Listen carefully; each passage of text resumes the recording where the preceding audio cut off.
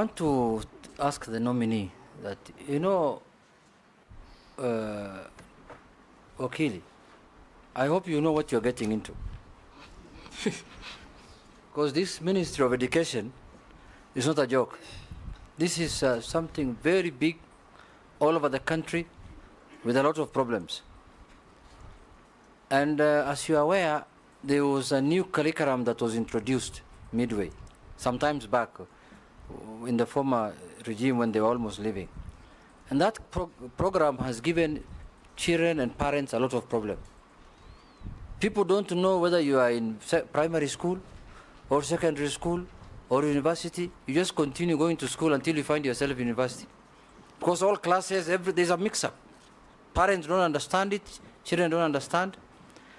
So the question I wanted to ask you is, what do you think is the intention of the competency-based curriculum? What do you think it is supposed to achieve in your own view? If you have done research or if you have thought over it, as now the man who's to become the minister, if you are approved by the House. And from your own analysis, just tell us 3 major issues that bedevill the education sector and how you intend to handle them. The second one, before I conclude, there is this new funding model that has been brought of the universities. And it's supposed to, as it has been put, it's supposed to help the needy and everyone, and the people who are in need of fees and such kind of things. But as it is today, it looks like it's not working, and it has refused to work. And it has stopped the transition from secondary to university. Many families that are poor, who are depending on help and other models, are now suffering. Their children cannot go to school. What are your thoughts on that kind of modeling? Because as far as I am concerned, that model was borrowed from developed countries and fixed here when we have not achieved that level of model. Thank you, Mr. Speaker. Thank you, Honorable Junet.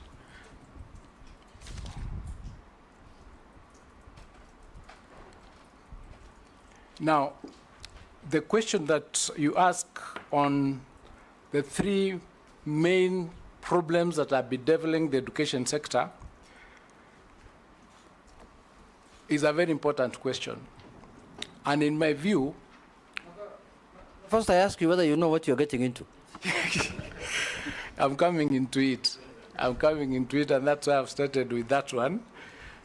Because when I thought about it, I realized that the main problem of the education sector is funding. Each and every problem that you can identify in the education sector, its root is funding.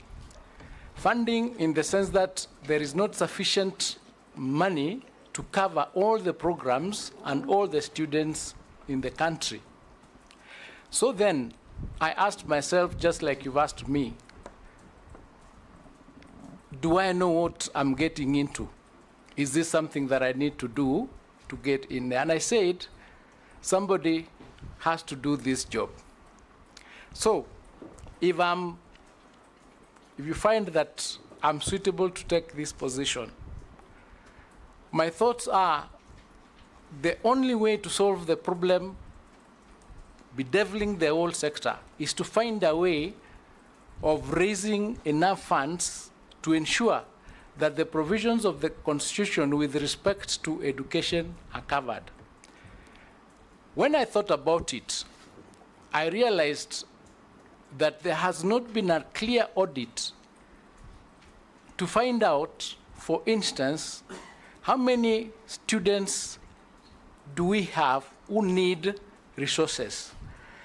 How many funds do we have that cover these students? How many organizations are giving various assistance to these children?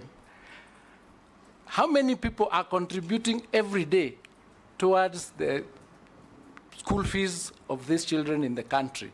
In other words, how much money is the whole country spending on education?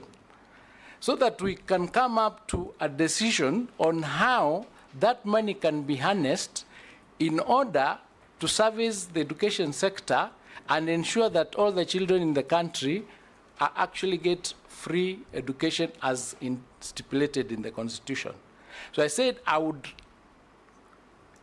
take up the challenge and work with all the stakeholders to find a solution to the funding problem. The second problem that I realized needs to be tackled is there are a lot of good policies and good laws in the education sector. But I realized that perhaps we are not adhering to those particular policies. What do I mean? I mean there is nothing in the education sector that is not provided for, but people are not obeying, or they are not faithful to those policies. So we have a problem of implementation of those policies, hence the need to find a way of ensuring that implementation is up to date.